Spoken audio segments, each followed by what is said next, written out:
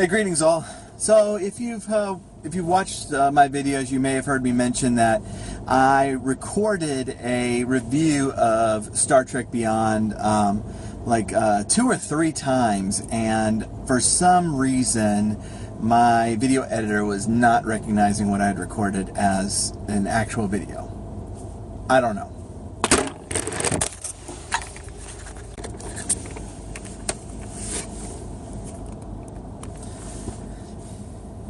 Obviously, this review is cursed.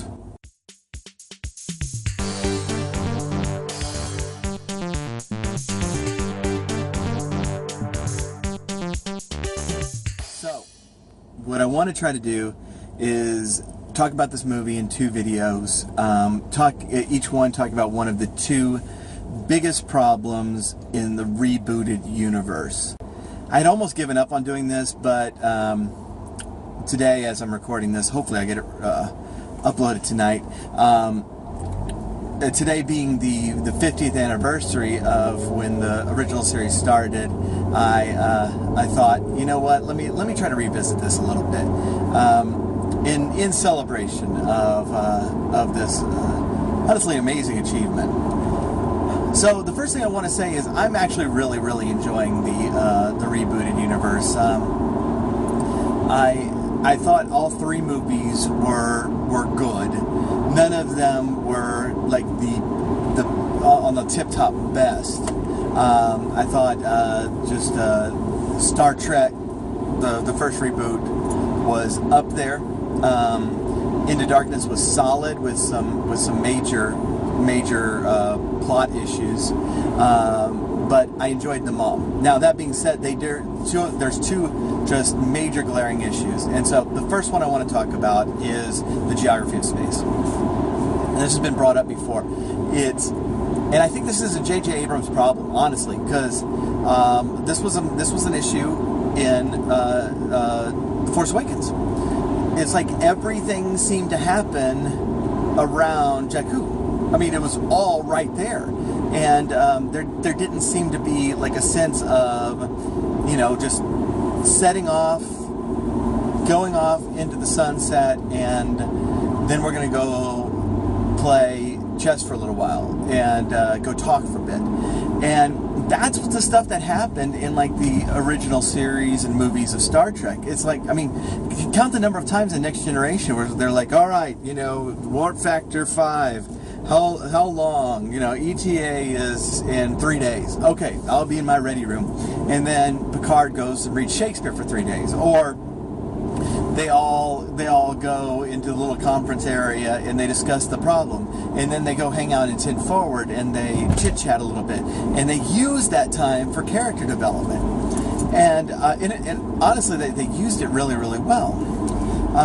And it was the same in the original series. It's like there was traveling time, and that was actually used really effectively in Star Trek VI, where Kirk had a chance to reflect on the things that he was doing, and then he recorded,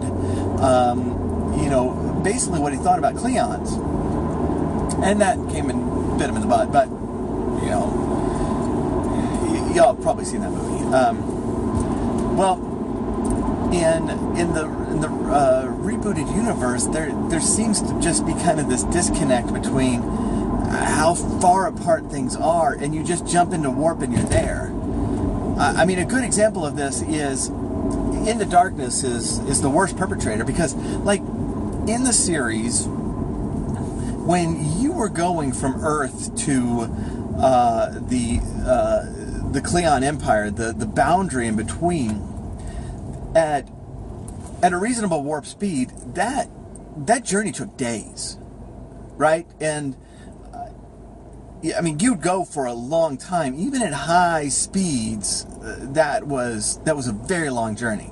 But what happens Into Darkness is they're at the border. They have a little fight. They jump into warp. They have a fight in warp. They come out of warp and they're on Earth, and that should have taken a lot longer than it did.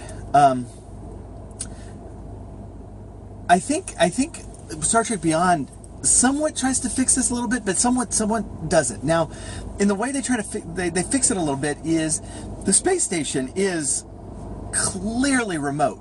I mean, the Enterprise has been out and journeying around for years now, and they have not seen this place yet. Yeah, I know it's a new space station, but they've clearly been building it for a while, and this is a place that is unfamiliar to the crew, and so the Federation space is not so small that like the Enterprise is just doing like a rotation around it once a day.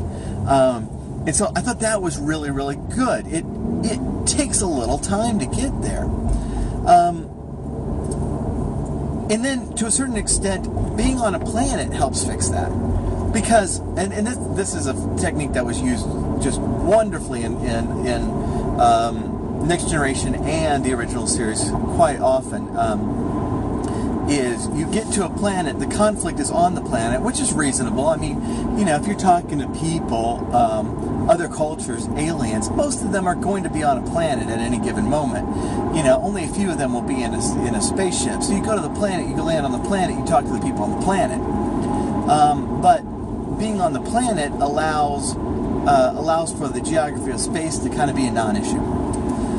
And so much of this movie being on the planet, I loved it because it harkened back to the old series where they'd go, they'd learn about a new culture, they'd learn about these people, they'd figure out the puzzle and be able to leave successfully. I love that. And so you know, it allowed them to be in this space and to really kind of interact with the people there in whichever spot they happen to be in. That part was great. Now, the one part where I think they still had the problem was, where is this nebula? I mean, you know, you get the impression from the movie that it's like really close to the space station. But it doesn't make sense to me that they'd build a space station right next to an unexplored nebula. I mean, hopefully the people who are like founding the Federation have like watched Star Trek. Like, they should know that nebulas are where bad things happen. You know, you go into a nebula and nothing's working right, and there's always a bad person there, or something goes wrong and you get sucked into some, you know, time warp or something like that. But most of all, it's like, it's an unknown. You're investing all this time and resources and money into a space station, and you have an unknown factor really close. That doesn't make sense to me. I think that we would have done well to have established that there was a little bit of distance, and establishing the little bit of distance would have actually been pretty easy in the movie. Just you know, do the Next Generation thing of okay, how long is this going to take? Oh, it's going to take a day. All right, I'll go read Shakespeare. I mean, Kirk's not going to read Shakespeare, but you know what I mean. I think that could have been done very easily. So, all in all, I think Star Trek Beyond is working to fix the issues that we've already started seeing in the reboot, and we're going to find that even more with the second issue that hopefully will get taped here soon if this video series is not actually cursed. And go from there. So please do subscribe. We got that upcoming. We also got the next parts of my recreation of the plot of Final Fantasy IV using Perler characters that I've been making over the last few months. And so I hope you do subscribe and stay tuned and check out what we got. All right, I'll talk to you later.